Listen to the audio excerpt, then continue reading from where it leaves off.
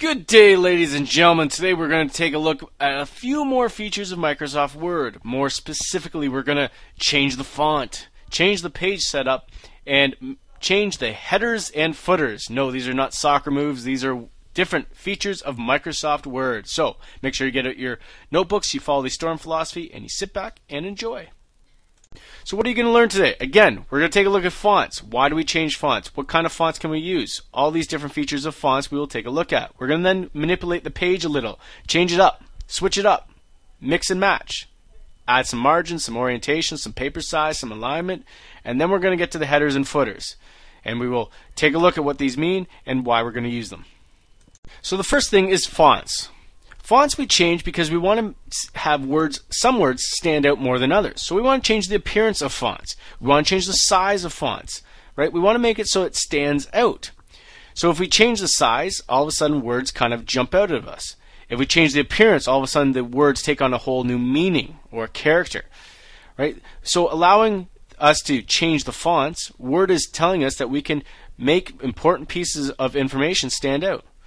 These changes are particularly important when you're creating desktop publishing documents, such as newsletters and flyers, because in some cases you want the date to stand out, or the location, or various other things. So fonts and changing these fonts allow us to do that. So there's two methods to changing fonts. One, you can do it before you even start typing on your document. Or the second way is after you've typed, then change the fonts, and which is a way that I prefer rather than set a font right from the get-go. So if you want to change the font before you start typing, so the first thing you need to do is select Format. Scroll down to Font, choose the font. For example, this is Arial. This is Impact. These two fonts are heavily used.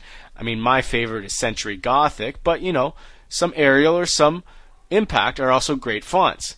Then you select the font style and the size. After that, you hit OK. By switching around all these different features of fonts, you can change the color, the underline style, and all sorts of other effects, and really have fonts stand out before you even start typing.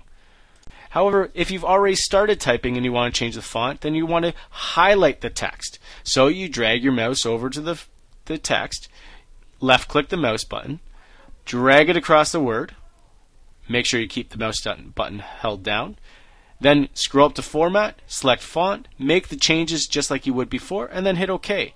And this feature is also very beneficial because sometimes you just want to type everything else up, and then you want to change the fonts and the style and the features and make certain words stand out. Another quick way to change your font is through the shortcut toolbar.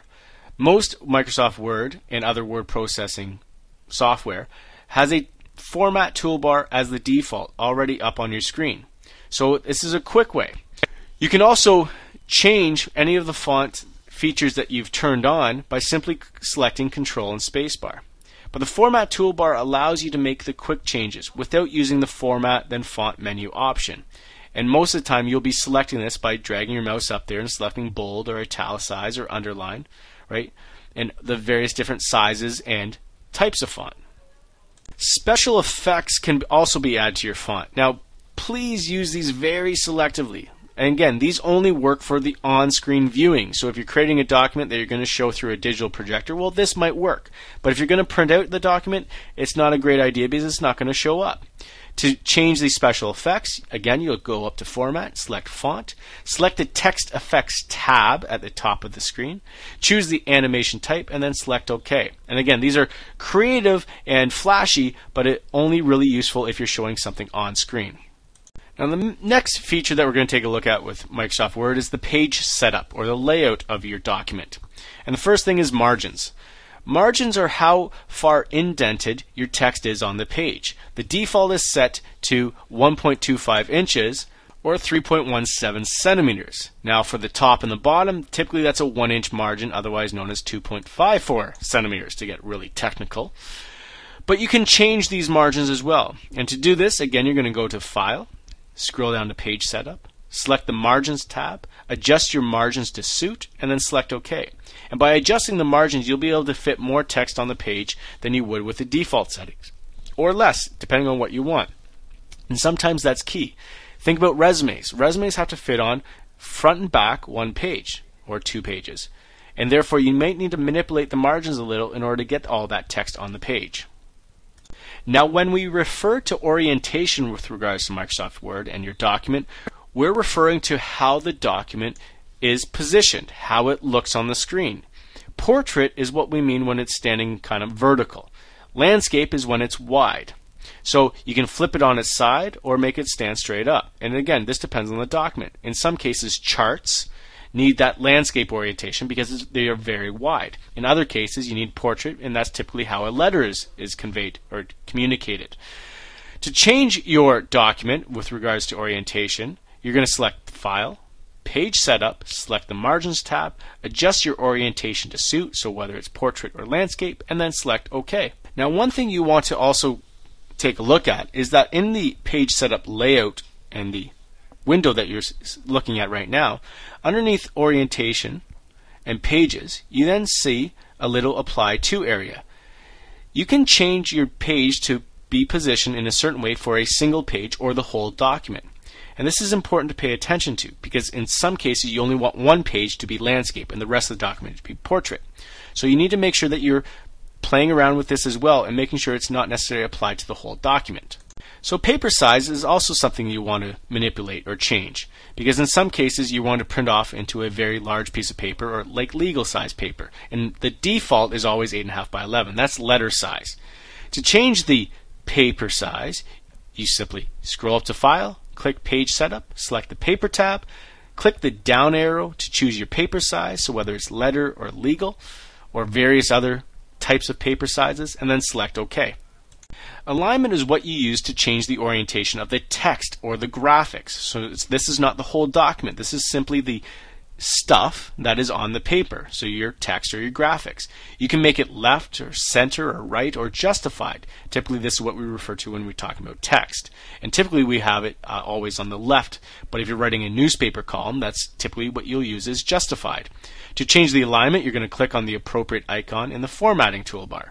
You're going to select that icon, which I'll show you next, or you're going to go to Format, then Paragraph, click on the down arrow by alignment, and select OK after you've selected the proper alignment. However, the quick and easy way is through the icons in your toolbar.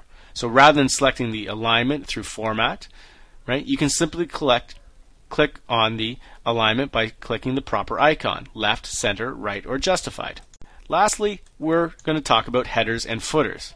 Headers are text that appears at the top of each page. Typically these are titles of documents and in a lot of cases dates of document.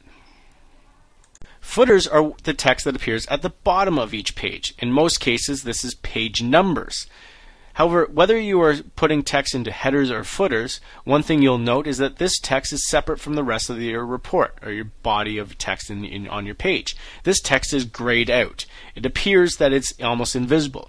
It will show up as black and white as all the other text, but it makes it easier to see the difference in headers and footers versus the rest of your text. To create a header or footer, you're going to select View and then Header or Footer. The Header and Footer toolbar will be displayed. The little icon that you see there already clicked switches between header or footer. Default settings brings you to the header first, and the header box will be highlighted at the top of your screen. Here you type in the desired text, and again in a lot of cases this is the page title or maybe even the report title. You can center your text by pressing the Tab key. You can go all the way to the right on the header by pressing the Tab key again, so twice. To add a page number, you can click the page number icon. If you're finished, you can click the close button. However, in a lot of cases, if you're going to have a header, in a lot of cases you have the footer as well. So click on the switch between header and footer icon. In the footer dotted box now, you can type the text and formats for the footer. Again, center or all the way over to the right. So if you press the Tab key, it brings you to the center, or twice it'll bring you all the way over to the right. You can use the header and footer toolbar to add additional functions, and you can click on the close if you want. Now the one thing you want to remember is that if you're going to create a header or footer, you will want to use a different font so that your header and footer is different from the rest of your report. Probably a different size of text as well. One thing you definitely want to avoid is putting a header or footer on the document title page. So the title page of an assignment, you don't want a header or footer here.